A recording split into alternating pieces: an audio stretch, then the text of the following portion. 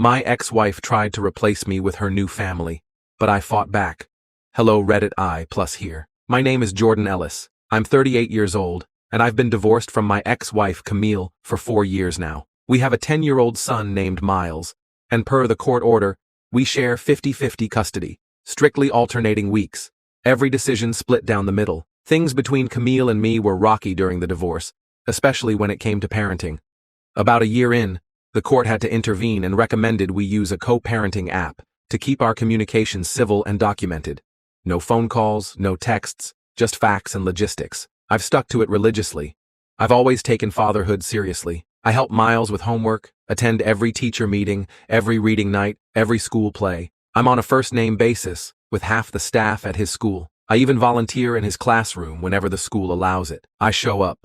Always have. 2 years ago, Camille got remarried to a man named Patrick. That was fine, until his family got involved.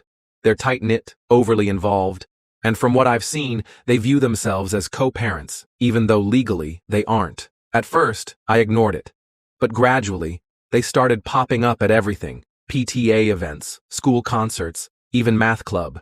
His parents, Edward and Sandra, began acting like they were Miles's grandparents. It felt like they were trying to overwrite my place, subtly, quietly, but unmistakably. I kept my distance at school events, stayed polite, didn't cause a scene, no matter how hard Sandra's glares were or how Edward muttered comments under his breath when I passed. I stayed in my lane and focused on what mattered: my son. Then came last week. There was a scheduled parent-teacher conference.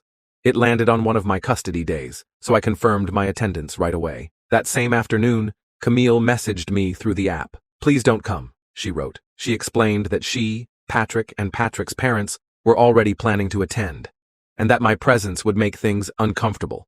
According to her, the school only needed one parent there, and since her group had made arrangements, I should sit this one out. I stared at the message in disbelief. I checked the calendar. It was still my custody day. I checked the court order. Nothing had changed. I still held equal decision-making power. "So," I responded. I told her I would be attending. That parent-teacher conferences are for legal guardians, not extended family playing dress-up. Her reply was instant. She accused me of causing drama and said I was only coming to make a scene, that I didn't care about Miles's schooling. I just didn't want to feel left out. According to her, I should respect the family dynamic and let them handle it. I didn't argue. I called the school instead. The front office staff were kind. They told me I absolutely had the right to attend and that legal parents are always welcome.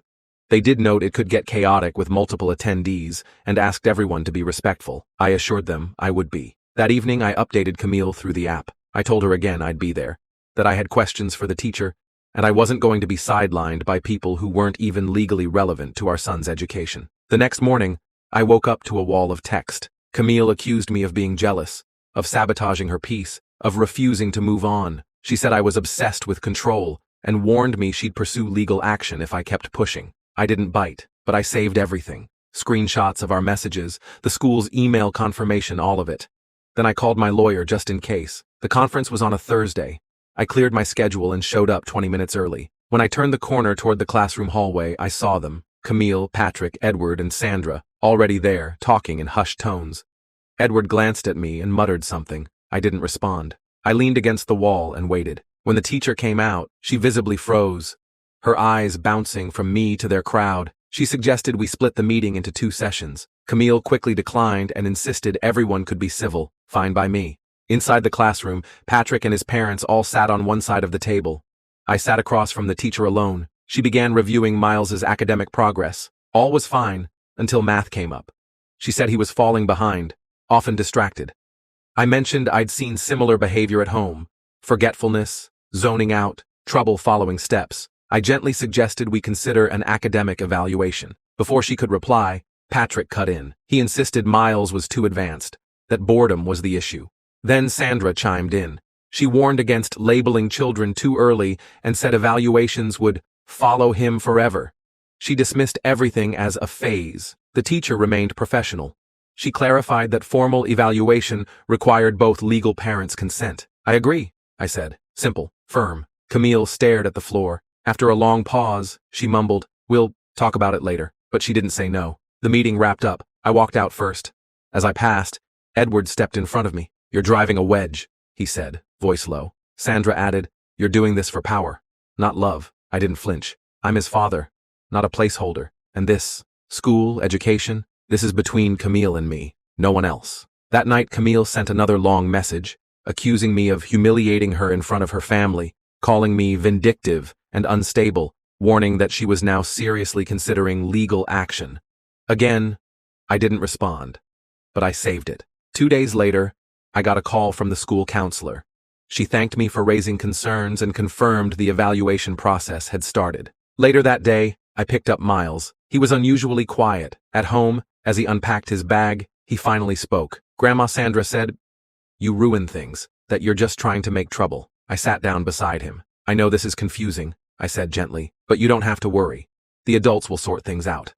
And I'll always be here for you." When he went to his room, I sent Camille one final message. I told her her in-laws had no right speaking about me to our son. It was confusing, damaging, and completely inappropriate. She brushed it off, said they were protective, accused me of being dramatic. That night, I went through every thread, school volunteer pages, group chats, email lists, and removed or blocked every member of Patrick's family. Then I emailed the school directly, attached the custody agreement, and formally requested that only legal guardians be allowed to participate in any school communications or decisions. The school responded by updating the file. Effective immediately, only Camille and I had access to school staff. That night, Camille messaged again, "You're isolating people who care about Miles.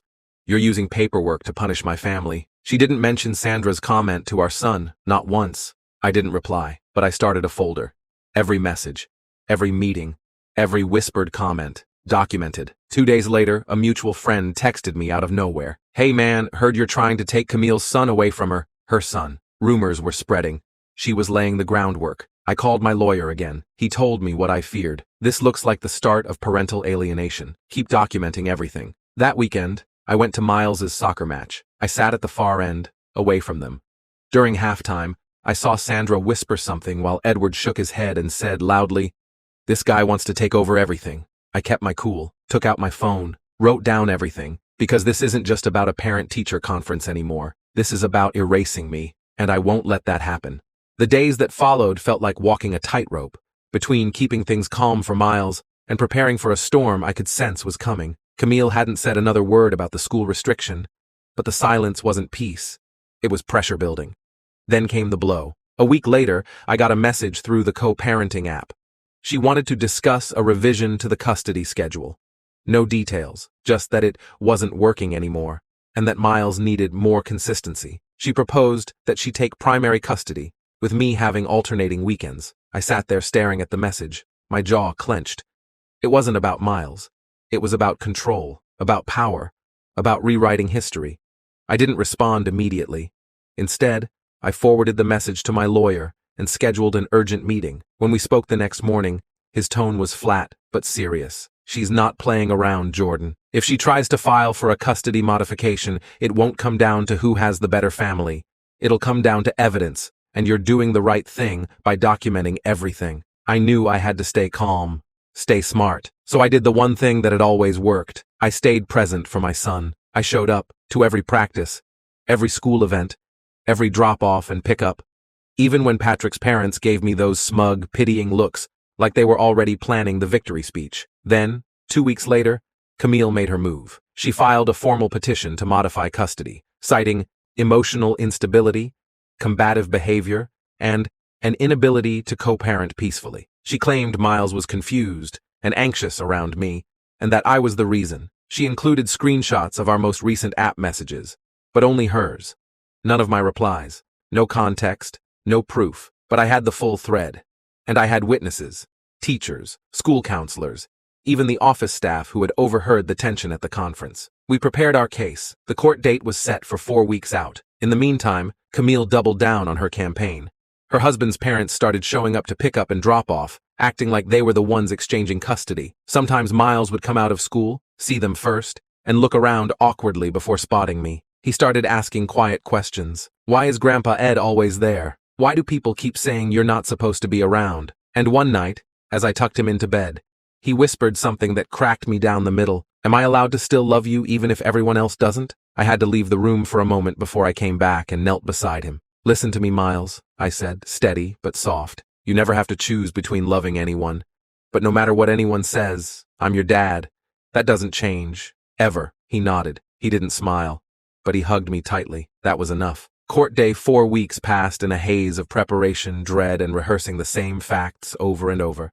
I wore a plain navy suit. No theatrics, no nerves, just truth. My lawyer presented the full message threads, the school communication logs, statements from the counselor and Miles' teacher, confirming my involvement and Camille's attempt to exclude me. Even the email where the school confirmed that only legal guardians should be involved going forward. Camille's lawyer painted me as erratic and inflexible, said I was antagonizing her extended family, that I was damaging a support system. When it was my turn to speak, I didn't attack. I simply told the judge the truth. I am not trying to limit my son's relationships, but I will not allow myself to be replaced. I will not allow legal decisions about his life to be made without my input. And I will not be erased from my son's world because someone else's parents want to play house. The judge was quiet for a long time, then she spoke, and her ruling was clear. Custody remained joint, unchanged. Camille was formally admonished for attempting to sideline me without cause. The judge instructed that only legal guardians be permitted at school conferences, meetings, and academic decisions unless both parties consented in writing. Finally, the court ordered family counseling for both Camille and me to rebuild a healthier co-parenting dynamic for Miles. As we left the courtroom, Camille didn't look at me, but I didn't care, because this wasn't about her. This was about my son. 2 months later, things aren't perfect, but they're different now. Patrick's parents have backed off. No more appearances at school, no more whispered insults at soccer games. The school enforces the boundaries. The counseling sessions are uncomfortable, but useful. Camille's learned she can't just erase me, and maybe, slowly, she's realizing I'm not the enemy. Miles is doing better. The academic evaluation revealed a mild attention disorder. Nothing severe, but enough to get him extra classroom support. He's thriving now. And last week, when I picked him up from school, he came running to me, grinning ear to ear, holding up a math quiz with a bold red A+ on it. "You proud of me?" he asked. I knelt down, smiled, and looked him in the eyes. "I've always been proud of you, Miles. No matter what. And that is the only seat I'll ever need. Front row. As his dad."